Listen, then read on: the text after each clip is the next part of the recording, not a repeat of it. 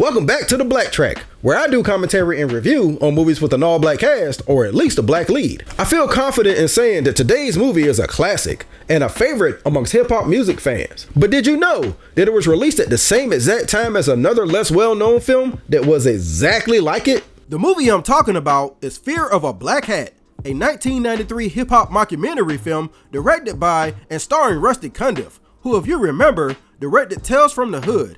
The film premiered at the Sundance Movie Festival in 1993, 2 months before CB4 even hit theaters. But Fear of a Black Hat didn't get a theatrical release until 1994. Fear of a Black Hat is about a trio of rappers who struggle to find their identity in the music business until they stumble on an idea that works when they become NWH, an in-your-face parody of NWA. But today's BlackTrack is about CB4.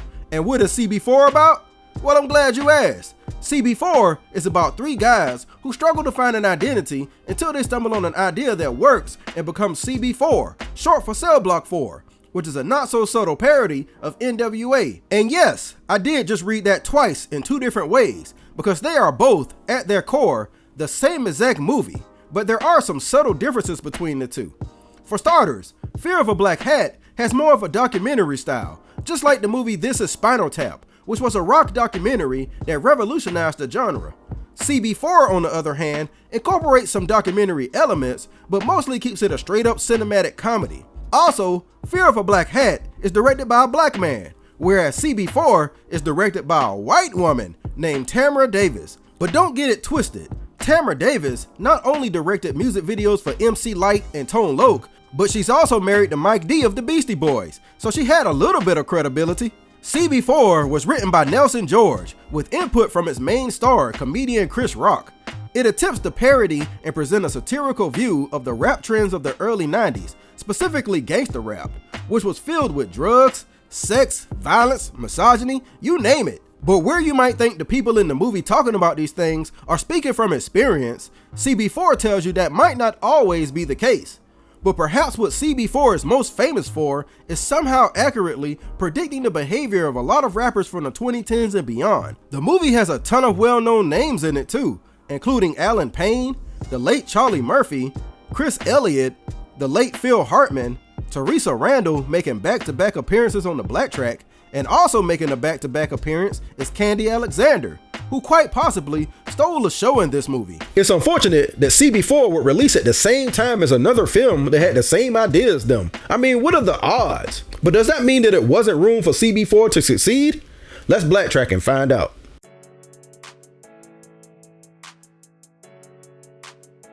I love that right out of the gate, CB4 wears his love for hip-hop on its sleeve.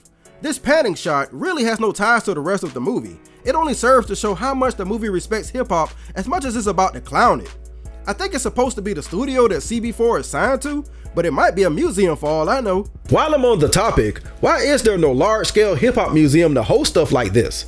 Especially in New York. I will gladly make the pilgrimage up north and pay out the ass for something like that. CB4 teases you early on by making you think it actually is a mockumentary, because there's narration by Chris Elliott, who plays an overly eager filmmaker simply named A. White, who's a super fan of CB4. And we also get introduced to the crew, who consist of MC Gusto, played by Chris Rock, Stabmaster Arson, played by Deezer D, who I just learned passed away in 2021, and who was pulling double duty because he also starred in Fear of a Black Hat. And lastly, Dead Mike, played by Allen Payne. I might be in the minority here, but I actually wish the entire movie was in documentary style like this. I like the little interviews from the various real-life stars playing themselves, like Shaq and Halle Berry. I especially like the interviews from people like Eazy-E and Ice Cube, who were in on the joke and knew the movie was about to be an exaggerated depiction of them. Unfortunately, CB4 drops this style almost immediately, and we learned that the documentary intro was actually a rough draft that the fellas don't even like. Hey, why do we hire this other man instead of the brother man? Because the other man is much cheaper than the brother man. The only person who's willing to let A. White in on the life of the group is MC Gusto, but Mr. White should have taken the bus and just met up with Gusto later, because they're immediately shot at by Charlie Murphy, not even 2 blocks from the building. MC Gusto gets on the freeway, knowing Charlie Murphy won't follow him there, and it's here we learn that CB4 has a weird as hell narrative structure. You see, this part is actually the middle, and MC Gusto is going to take us back to the beginning, which is then going to catch up to this part, and then take us 30 more minutes to the end. It confused the hell out of me when I was younger. Who knows why they decided to do it that way? But feeling he owes the white man an explanation, he takes us back to the beginning and gives him arguably a better story than he was expecting. 4 years ago, in the suburbs, MC Gusto was just plain old Albert Brown. He had a normal haircut, a nice house with a loving family, and a decent little girlfriend, played by Rachel True, most known for movies like The Craft and Half Baked, which was also directed by Tamara Davis. I mean, look at this house. I can name at least 3 things in this picture I could only dream of having back in my hood. This doesn't look like the house of a gangster to me. Everybody in Albert's house hates hip hop, except for him, but they all love this dude Wacky D, played by Stoney Jackson, who's a knock not just on MC Hammer, but also groups like CNC Music Factory. Cause I'm the wackiest, there's no question I can dance in my pants and in your did I mention before that I can dance? I'm Wacky D. Wacky D.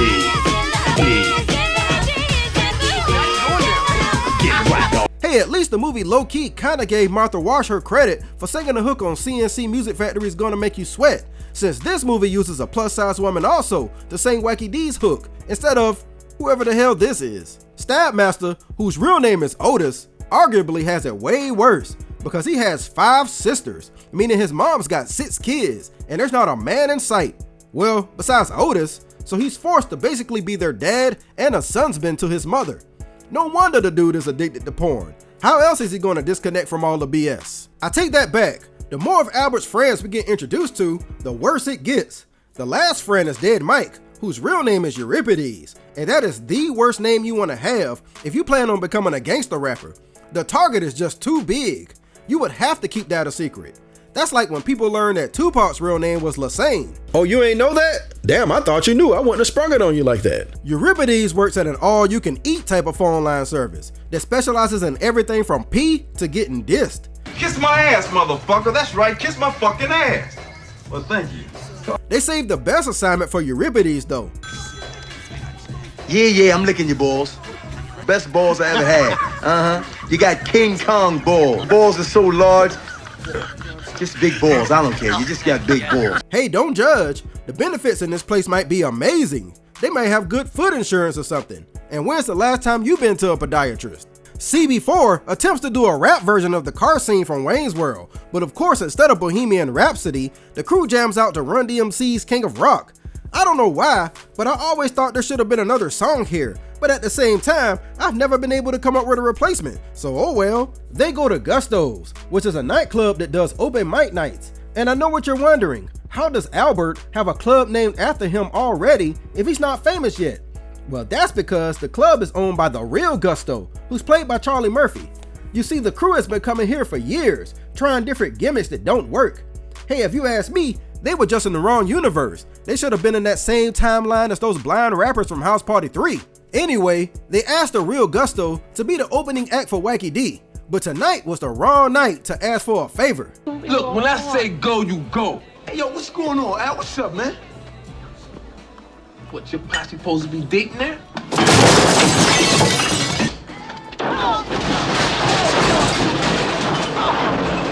But hey, maybe Gusto was just having a bad day. There's no way you can make it worse the next day, right? Gusto, how's it going? Freeze! Get down now! Freeze!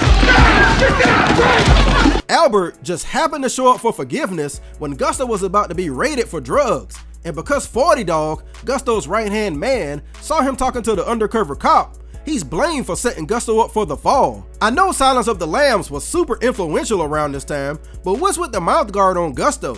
He doesn't strike me as a biter. Nah, Albert is the biter, because once he sees how beloved Gusto is by the people, he gets the idea to steal his entire identity and kickstart the crew's rap career. You know, it just occurred to me that this scene is a throwback to New Jack City, and it's not the only one either. Stealing an incarcerated rapper's entire identity and then using it to enhance your rap career. Now, where have I heard that before? Euripides isn't really on board with it at first, but then he gets a wake-up call about where his career is headed if he doesn't fall in line. Crazy shit. Yo, listen, excuse me, man. Yeah? But, do you work in, radio? No, nigga. Wait a minute, wait. What about at, an answering service? No, nigga, turn around and eat your big ass biscuit. Hey, it's just that, your speaking voice, you know, it's so familiar. Yeah. They get signed to a shady record executive named Trustus Jones, and their whole transformation leading up to that is straight out of the studio gangster playbook. They don't have enough time to actually grow jerry curls, so they just have weave put in instead. And they ain't never been to prison, so they bribe a bunch of dudes already there to toss their prison blues over the fence. Technically, their first single, Straight Out of Low Cash, ain't even really them. Yeah, it's supposed to be them rapping the song in the movie, but in reality, the song was written by Chris Rock, but performed by rappers Daddy-O and High C. So the voices you hear during the song is actually them, not the actors.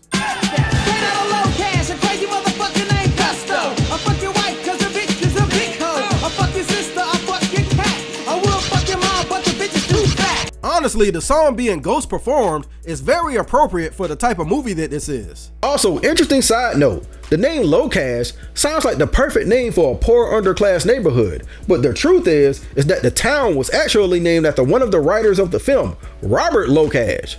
So it was actually a happy accidental double entendre. Of course, Straight Out of Low Cash is meant to be a parody of Straight Outta Compton, but I think the black and white gives it a better visual style than the original. Maybe my favorite part of their transformation is MC Gusto's new walk he invents. You gotta give old Albert credit. Dude is like the Undertaker. No matter the situation, dude does not break character at all once he becomes MC Gusto. You know what every new rap group needs? Groupies. And believe me, the movie has plenty of them. Hell, it's the only reason that Otis even joined the group. But the only one you should be concerned about is Sissy, played by Candy Alexander. She specializes in blackmail and uses Polaroid pictures of stars in compromising positions to get whatever she wants. Actually, I really don't know what she is. She's not just a groupie, but she's clearly more experienced than all the other video vixens in the movie. This video exposure is too come and go. Now what you need to do is get yourself a Polaroid Instamatic. You see this watch? This is what the right picture of the right man doing the wrong thing can get you. But she's also kind of Trustus Jones' secretary or something, I think. Honestly, I don't know what she is, and I don't even care, because every time I watch this movie, I'm reminded of the fact that 30 years ago, this was considered top-notch booty. Did anybody else grab their heart like this when I said 30 years? I know, right? Like I said in the intro to this video, Candy Alexander steals the show to me. All her dialogue is so hilarious and to the point, like when Gusto's girlfriend shows up to a video shoot. I'm looking for Albert. Albert Brown? Who? Oh, I mean MC Gusto. Oh, yeah, he's kind of cute. Not enough man meat on him for me. You know I hurt small guys like that. Small men drown in my shit. But of course, in a film like this, you have to have some kind of balance, and that balance comes from a reporter from the Source magazine named Eve, played by Teresa Randall. She's not to be played with, and when Albert has the audacity to treat her like the rest of the girls, well, he and Dead Mike should have switched names, because she put his ass in the dirt. You better watch it, ho. Ho, this is not Christmas, you slender slice of sexist slime, and I am not a girly, a video, a skeezer, a prop, a hoochie, or a stunt, and most certainly not a hoe. Comprende? Now, I can do a nice puffy feature that reports exactly what you tell me, or I can delve so deeply into your background with an eye for every inconsistency. Your mother would disavow any knowledge of your birth. Now, which would you prefer, Albert? She really loves her some Dead Mike though. Tommy Davidson makes a not long enough cameo as DJ Weird Warren, but he plays it too straight in my opinion. There's definitely no Varnell Hill vibes here. Now don't get me wrong, the story up to this point with Albert stealing Gusto's gimmick and Gusto going to jail is interesting, but with Gusto mostly being removed from the story, CB4 makes up for it by putting the group against a politician named Virgil Robinson, played by Phil Hartman, who wants to use censoring them for political gain. I'm way more of a fan of this part of the movie, mostly because Phil Hartman plays it so deadpan and serious. It's still comical, but in a weird way, because he says a lot of off-the-wall stuff, but it's not really in-your-face funny, and you may miss it the first time. Like how during the speech, He blows by the fact that his wife died mysteriously. The way he says it makes you think he had something to do with it, and it's unlikely she was Hispanic, so why does his son look like that? It's that subtle background comedy that doesn't need a punchline. The punchline is in the details. Unfortunately, CB4 also drops this part of the story almost immediately, and I think it suffers for it. The group and Virgil finally collide right before a concert when Virgil tells them if they perform their most popular song, they'll go to jail immediately. Now in real life, NWA was told that they couldn't perform F the Police or they would go to jail. What could possibly be just as bad as that, or even worse for CB4?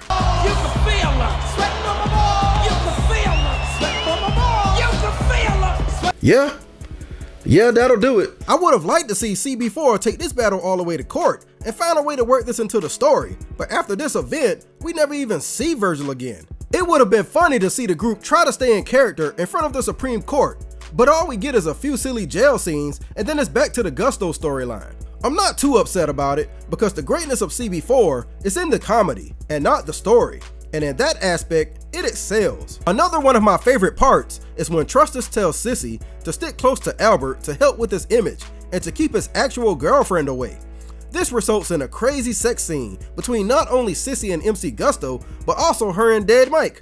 Yo, I thought this Negro was into the reporter. Hey, I guess a man got needs. And have you seen Sissy? Everything about this is ridiculous, and there's no way they did this in one take without busting out laughing. My money is on this taking at minimum 20 takes. Like, instead of carrying Sissy to the bed like Mike, Gusto gets carried to the bed.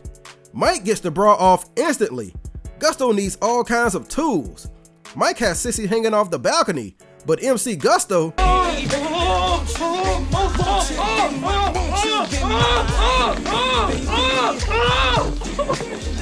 All that stuff is pretty funny, but when I first saw this movie, all I was focused on was Candy Alexander. I'm certain she turned a lot of boys to men after this movie. So just in case you forgot earlier, I told you CB4 actually starts in the middle. At this point, the movie catches up to the beginning and then continues on from here. Don't think too hard on it. Just pretend like you're back at the beginning of the movie. CB4 also does have a little bit of a message, but it's buried beneath all of the comedy and is regulated to just one small scene with Albert's father. You ain't tough. There are some real kids out there who are gonna kick your narrow ass. You ain't from the street, I'm from the street. And only somebody who wasn't would think it was something to glorify. Hey, I knew a few dudes like that growing up. I never understood why they wanted to be from the hood so bad. It's not as fun as it looks. Nah, having two parents looks like fun. Now, despite Gusto attempting to kill Albert just hours earlier and threatening to dismember the entire group, the movie seems to forget this, or maybe Gusto had a change of heart after spying on Albert's family. Regardless, he tells Albert that he wants him to break up the group instead, and to make sure he goes through with it, Gusto brings him along to do hood rat things with his friends, like rob record stores. Gusto wants the media to think that this is the real CB4, but there's no way that the police mistake any of these dudes as Otis. Let's just say he's a member of the Chub Scouts, and none of these dudes got their badges. Albert has no choice but to break up the group, and the members go in three comically different directions. Stabmaster stays true to who he is, and creates a one-man DJ show, complete with dancing women and everything. Albert relapses back into his New Jack City days, same facial expressions and all, and throughout the movie, Dead Mike has been courted by a back-to-Africa Hotep hustler, and since he's now free of the burden of CB4, he goes all in on his militant persona. I'm black, y'all, and I'm black, y'all, and I'm blacker than black, and I'm black, y'all, and I'm black, y'all, and I'm black, y'all, and I'm blacker than black, and I'm black, y'all. That scene is almost more well known than the movie, but what is less known is that it was partially based on when Ice Cube converted to Islam in the early 90s. That's why in his song Today Was a Good Day, his mama cooked the breakfast with no hog, and he got his grub on, but didn't pig out. Man, I miss that kind of hip hop. Despite how menacing and scary Gusto is supposed to be, it's kind of funny that he doesn't actually kill anybody. He threatens people, sure, and in fairness, it's effective. Just ask Trustus Jones. Well, you could have asked him if the mere sight of Gusto didn't cause him to choke to death. I've watched this movie hundreds of times, and I've never noticed Candy Alexander's reaction until now. What was that? At this point, everybody comes to the conclusion that if they don't get rid of Gusto, he's gonna eventually threaten everybody to death. Honestly, the dude doesn't appear to even care anymore since the group has broken up. They decide to set Gusto up in a hotel with Sissy, and I guess what's supposed to be a sting operation, only Sissy isn't a hooker. By this point, CB4 has completely lost the plot and wants you to just go with it. It's kind of crazy when you think about it, because all Gusto wanted from the beginning was a piece of Sissy. That's what got this whole thing started. If she wouldn't have insulted him in the beginning of the movie, then he never would have been in a bad mood when Albert asked him to perform. And if he never would have put them out, then Albert would have never came back to beg right when Gusto was being arrested. This is all because of Sissy. So I guess she felt that she had to redeem herself during this little scheme. And I don't think I've ever seen a man more excited to get some coochie. Can you blame him though? You won't be disappointed. Damn, bitch. I sure hope you ready for this, baby. Like I said, boys to men. Nice little shout out to his brother right there too. Now of course we all know that Sissy wasn't going to give it up to Gusto, but I don't think any of us would have imagined that the plan was to have Albert dress in drag, and the only thing he does is photograph Gusto and punches him in the face. It's not even a compromising photo because Albert isn't even in it. What in the Sam hell was the plan here? The cops bust in immediately to take Gusto back to jail, but they could have just done that when Sissy was in the room. And I'm not even going to go into the scene where Otis and Albert tease a kiss. In the end, they decide to get back together, but as regular positive rappers. I'm sure to the absolute disdain of their most dedicated fans. You can't go back to being public enemy after rapping about sleeping with people's moms. But wait a minute. Okay, so I gotta go back to this sting operation. So I get them wanting to get Gusto in a specific spot for the cops. But this Albert and lingerie thing, once and for all, somebody is gonna have to explain this part of the plan to me while I get to the grade.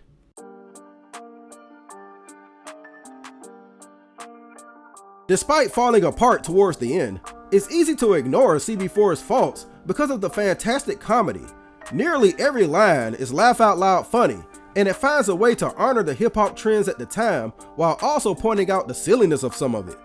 The fact that the rappers themselves were in on the joke just adds to the legitimacy and legacy of the movie. Even though I would have preferred a more documentary style movie, ironically, CB4 ended up becoming kind of a prophetic documentary in its own right, by predicting how fake the rap game would eventually become in the following years, with almost scary accuracy. Despite being over 30 years old, there's elements of CB4 that you can point to in today's music industry, which depending on your age or perspective, is probably a sad state of affairs. Regardless, director Tamara Davis and the cast excelled in putting together this love letter to gangsta rap and hip hop culture, and it would be hard to find somebody who doesn't consider CB4 to be one of the funniest movies ever. My grade for CB4 is a B+. A tighter story structure and a better ending would have made this film perfect, but it's still a classic in my eyes. And that's it for this episode of the BlackTrack. As usual, let me know what you thought about the movie CB4 in the comments below. Did you think it should have more of a documentary style, or did you think it was fine the way it was? Also, don't forget to like, share, and subscribe, and tell your friends about my channel. And until next time, I'll holla at you.